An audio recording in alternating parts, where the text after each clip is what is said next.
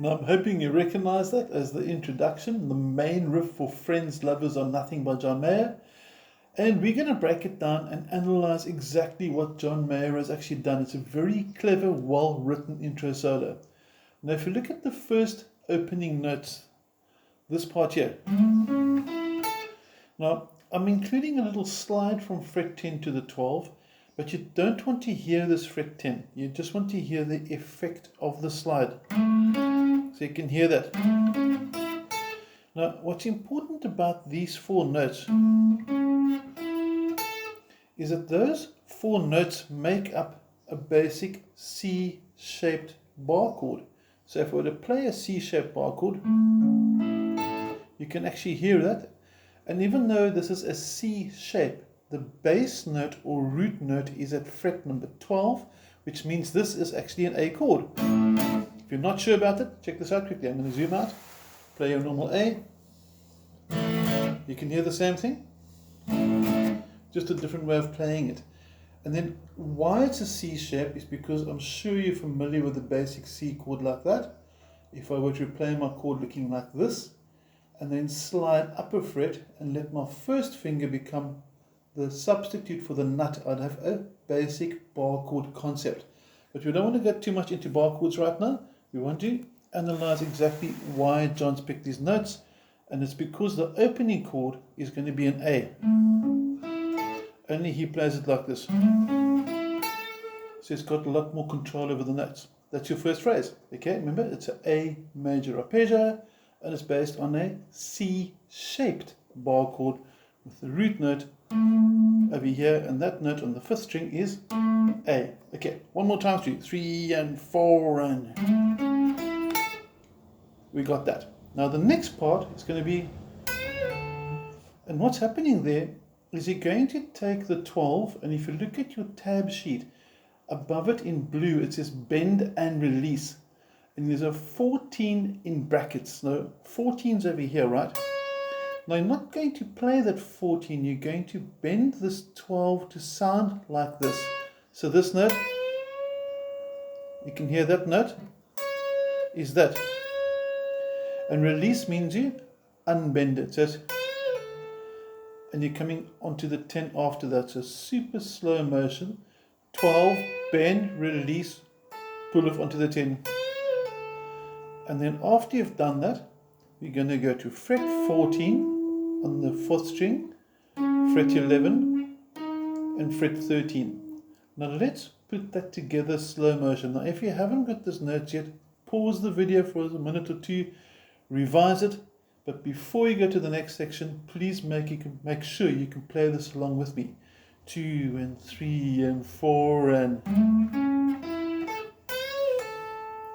We got that? One more time. 3 and 4 and... Okay, make sure that the last 4 notes, 1, 2, 3, 4, are nice and smooth, and we call that smoothness legato.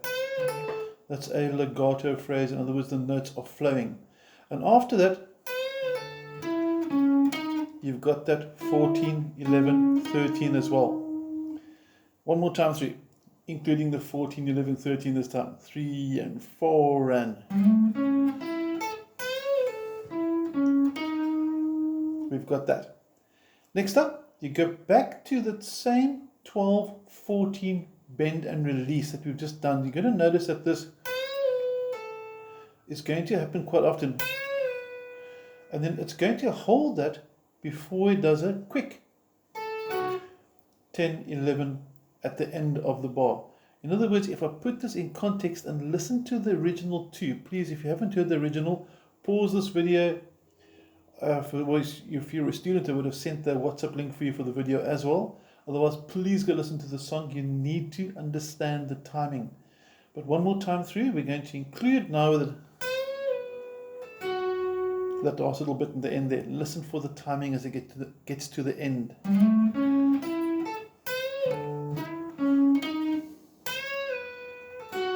And you can hear that, and it's a pull off there, bend and release, hold it, and quick pull off to the 10 and end up on the 11. You can see it again.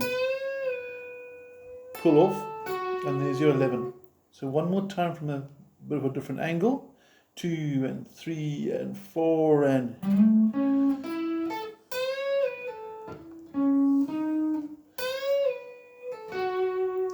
I always find it difficult playing something super slow, so if my timing isn't quite as good as it should have been there, please forgive me. One more time through. 3 and 4 and...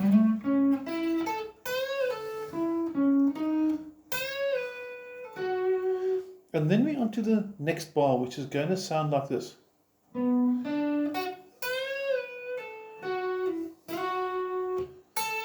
And then you've got the complete main riff. Let's break down the second riff. Now the second riff starts off on fret 9. Again, you can do a slide, because the slides just add an extra bit of legato, a bit more fluency, a bit more smoothness. So even though it's not shown there, try a 7 to 9 slide. And then you got that 9, 9, and this comes from a B minor bar chord. There's B minor. You can hear it. And that note is that note. So basically he's taking the B minor and playing it like this.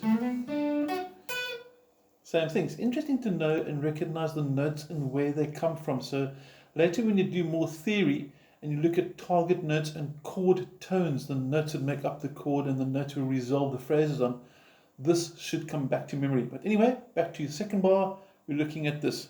And you're going to have the same bend and release. And all those phrases there that hold 12, back to the release, onto the 10, onto the 11 on the third string, and 9 are all one basic smooth transition. 3 and 4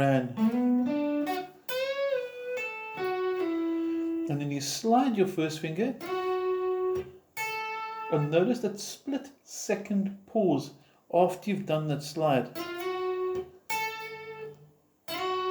Pause, and you've got that last 10 at the end of the phrase. Let's try the whole way through now. 3 and 4 and...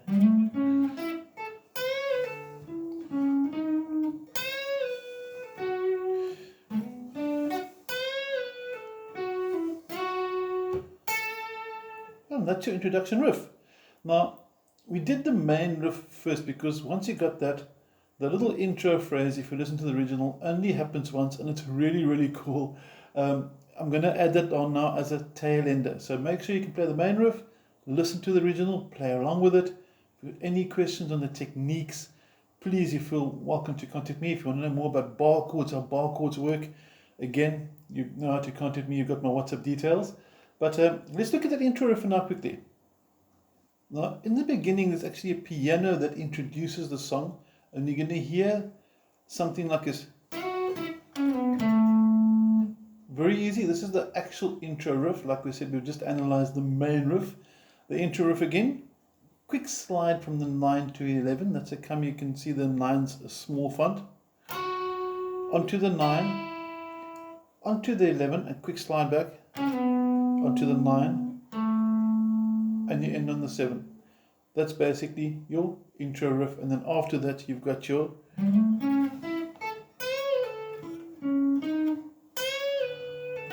But you know that already. Hope you enjoyed the song. If you got the PDF file as well, you'll notice there's a whole lot of different chord voicings. It's got some nice different ways to play B chord, D with the F sharp bass, but that's not the purpose of this video. The purpose over here was to analyze and teach you how to play the intro riff and the main riff for Friends, Lovers or Nothing by John Mayer. Hope you have an awesome week. Take care.